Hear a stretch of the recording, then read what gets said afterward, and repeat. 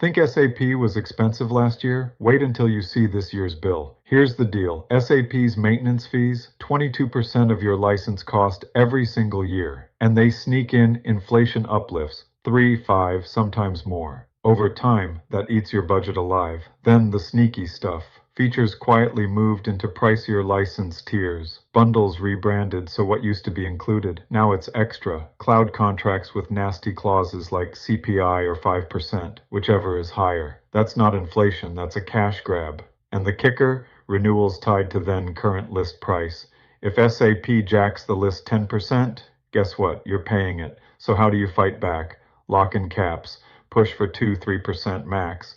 Lock discounts for renewals. Negotiate the right to drop unused licenses. None of this is automatic. You have to demand it. Bottom line, SAP will squeeze if you let them. Don't. Push back hard. Protect your budget. Follow me for more tips on keeping SAP and every vendor honest.